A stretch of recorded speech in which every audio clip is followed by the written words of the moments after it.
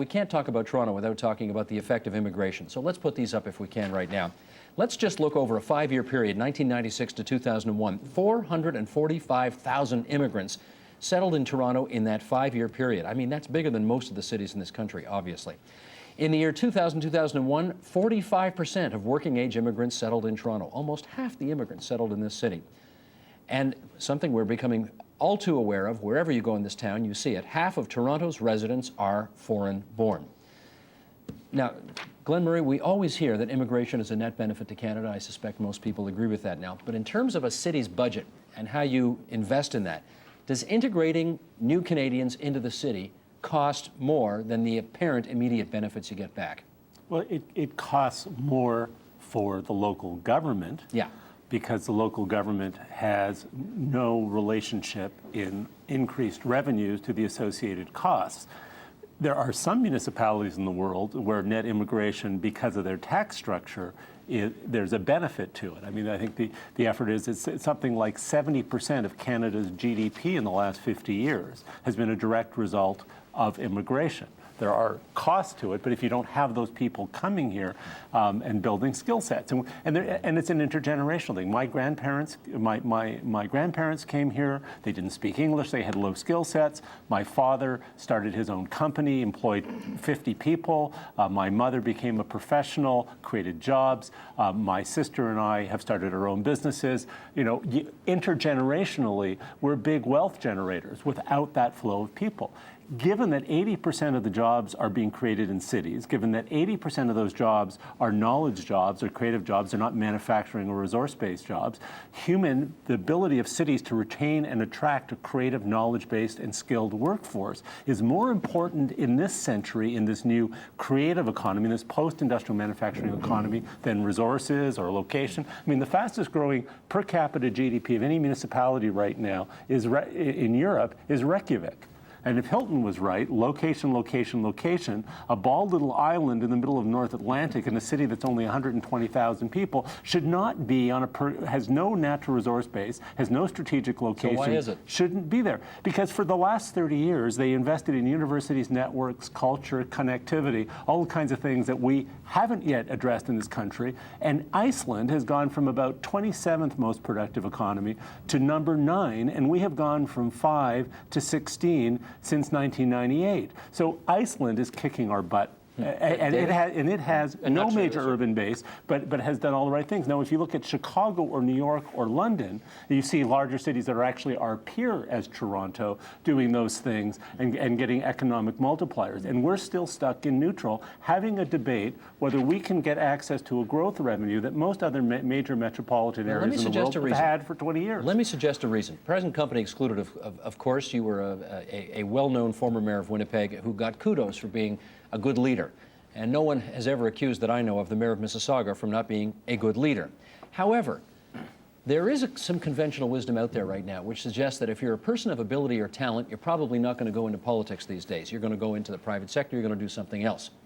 So those who do go into politics, the ones who are quote-unquote better, go to the province or the federal government, and the ones who quote-unquote are not quite as good go into municipal politics. I've heard it a million times. There is a dearth, people say, a dearth of strong leadership at the municipal level across the country today. Anybody want to say whether that's a fair comment? Madam Mayor, you want in on that?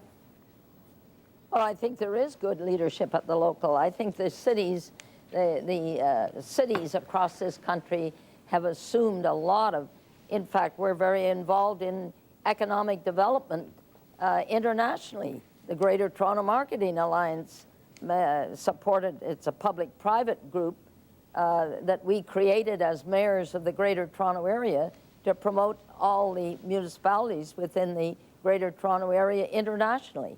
So we're doing things that mayors years ago didn't do. Let me get the other side of this. City. David Olive, what do you think? There's no more noble calling than public service, period. As to municipal politicians, you can get your arms around a city. It's very difficult to have an impact as a provincial legislator or a federal politician. But are we getting the kind of leadership at the local level that we need? No, and we're missing opportunities. And I see selected councillors who do, like Kyle Rea, I can't help mentioning his name because he's just so energetic, who are sort of larger than life. And, you know, and today, interesting, there's never been a United States president who was a former mayor.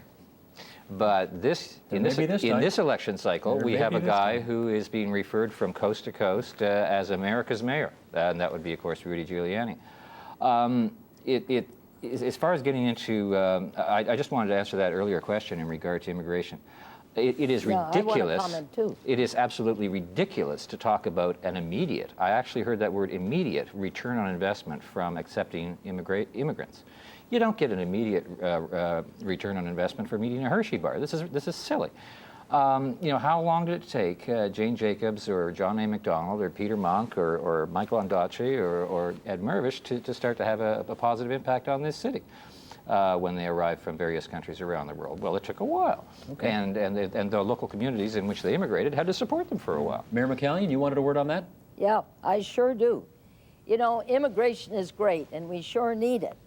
But we have to provide human services such as health, social services, education to the immigrants. And that is, I mean, I'm shocked that the federal government gives $3,800 to the province of Quebec for every immigrant that goes into that province. And Ontario was getting $1,800. Now, why should there be a difference? I'll give you the explanation. I'll tell you what the Feds say. The Feds say that it's harder to get a job in Quebec and your economic opportunities aren't as good in Quebec. Therefore, they need to fund more in Quebec. That's the argument. Okay, well, and okay, it may be the argument, but I'd like to know how many leave on the first plane or train to Toronto and Mississauga. And Mississauga, we hasten to add. After the province, we're second in line with the largest immigration. Toronto is the largest, and we're second. Right. The city of Mississauga. Glenn Stone, I want you to... We have to provide the human resources. I hear you, Madam Mayor. Education. Okay. I got another. So the immigration is a burden, a very much needed thing. But as one gentleman said there, they don't become productive immediately they land here. But we have to provide the services for them immediately when they land here.